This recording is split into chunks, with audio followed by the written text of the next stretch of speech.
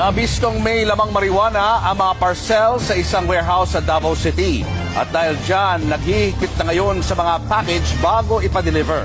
Aniya sa frontline sa balita, si Bril Montalvo ng News 5 Mindanao Exclusive.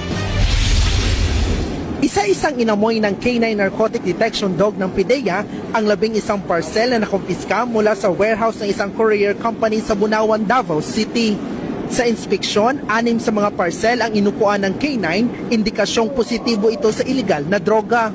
At tumambad nga ang kontrabando ng buksan ito ng mga otoridad.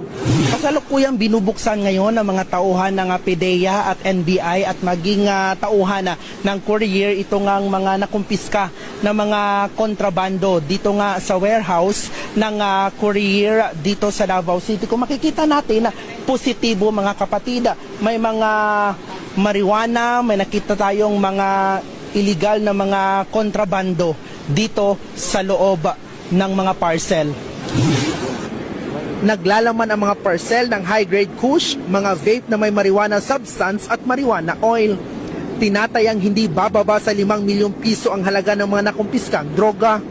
Base sa tip na natanggap ng mga otoridad, galing ang kontrabando sa ibang bansa at dinala sa Luzon, saka i-deliver sa ilang lugar sa Mindanao. Nakakaalarma na raw iyan, kaya panawagan ng NBI. We are appealing to the public na pag may mga suspicious na activities, please coordinate with the PNP, the PDEA, and the NBI para masugpo pa natin ang mga crimes na ganitong klase. Sa ngayon, naghihigpit na sa pagbabantay ng mga parcel. Dadalhin naman sa PIDEA Laboratory ang mga nakumpiskang kontrabando para sa proper disposition nito. Inaalam na kung sino ang nagpapadala at padadalhan ng mga parcel na may droga. Nagbabalita mula sa frontline, Bril Montalvo, News 5, Mindanao.